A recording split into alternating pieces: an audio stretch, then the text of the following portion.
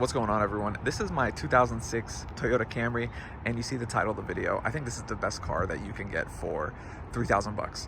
Now, I know there's a lot of people out there that are hunting for a car. They want like a tool, something that's gonna get them from point A to point B, and they just don't have to worry about it. They want something, you know, on a budget, a reliable car. And I really feel this is a good contender. And you know, mid 2000s Toyota, they were doing fantastic and building like some solid vehicles. So I really think that this is like a fantastic car if you're looking for something that is cheap. Now, I do want to preface this by saying whatever car you get for 3,000 bucks or 2,000 or 3,500, whatever it is, there's a good chance there might be some potential issues with that car, and it's something that you need to understand. Like, you are not going to get the perfect vehicle without any problems or anything, you know, something that doesn't need any work for that price. Now, one of the biggest things people are going to ask about is like, what's the fuel economy on this? So I live in the Pacific Northwest, and in the middle of winter right now, I've had this car for 2.5 months or so. In the middle of winter, I'd say I drive about 60% city on average and about 40% highway.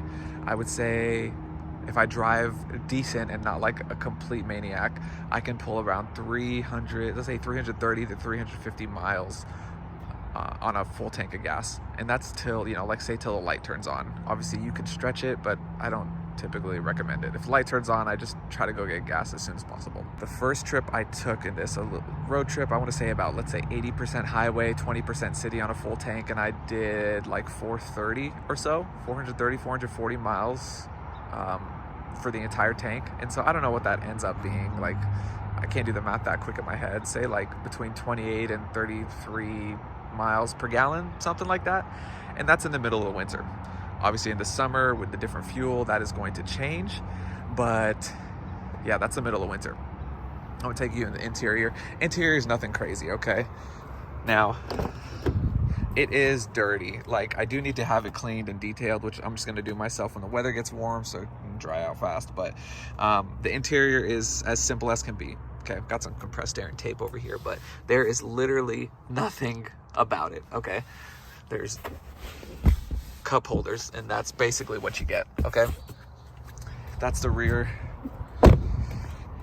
This is the front, and this is just something I love about it as well. It's the simple nature of it, okay? I love tech just as much as the next person, but there is something to be said about knobs and just not having to look at anything and knowing exactly what you're doing, where you're at, what the, you know, the volume is, the temperature, whatever it may be. There's something to be said about that, and I absolutely love the simple nature of it. Like, there's a beauty to it. Anyway, I got a factory head unit here. I have an FM transmitter. You can pick these up for like 12 bucks. This one was like 22, just because I like Anchor. This is the steering wheel, volume control. You can change the radio station, you can change the mode. There's nothing over here because this is the base model LE. You got your cruise control, and you've got your gauge cluster over here. That's it. That's what you got.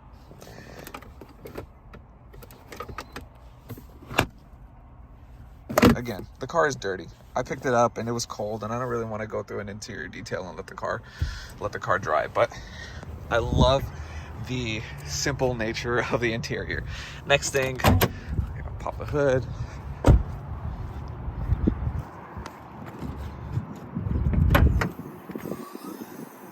This is the 2.4 cylinder, goodness, I forgot the name of the engine specifically, but it is a 2.4 4-cylinder, and it comes with valve cover gasket leaking. I do need to get that fixed, but again, something I'm going to undertake when the weather is warmer. So, engine itself, I know a lot of people don't really care about the details, but it's reliable.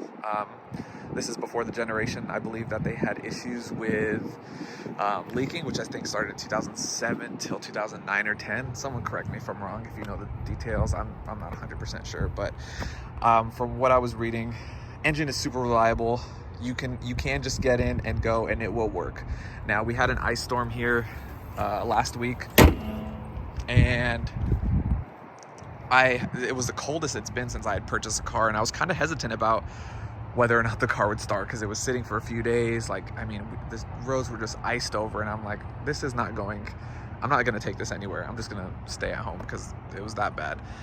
Now, after a couple days, and you can watch the video, I did a video on a couple days ago, but I was like, let me just go ahead and give it a cold start, see what it's like, see if it actually starts up, and it fired right up. And I was really happy to see that. Like, I saw other people in the parking lot that were having issues and whatnot, but this thing just fired right up.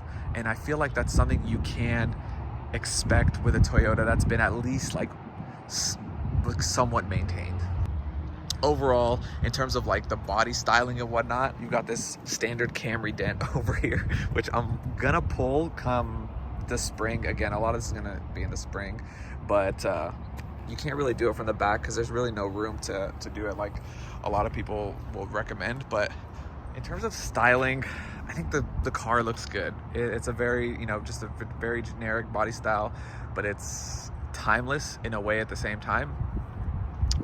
I think if you're looking for something that's cheap and reliable, this is a really good option. The car just goes, the car gets good fuel economy. It looks decent. In terms of maintenance and repairs, costs are gonna be pretty dang cheap. If you find yourself a decent mechanic, or you do the work yourself, whatever it may be, like parts and work are gonna be pretty cheap, and hopefully there's not gonna be much that you have to do to this. Nothing at 3,000 bucks is gonna be perfect, and you have to understand that. When I picked up the car, again, I picked it up for 3,000 bucks. The rear drum brakes were on their way out. Like, I needed to replace the rear drum brakes, so I did that. Like, I had to. That's the safety of me on the road, and that's not something I was gonna I wasn't gonna risk. So I went and I found someone that was gonna do it for a decent price, and they were reputable, and so I got the rear drum brakes done. Like I showed you, I've got the valve cover gasket that's leaking. The car still goes, the car still works. I don't have any oil leaking or anything like that. They are great cars, don't get me wrong, absolutely.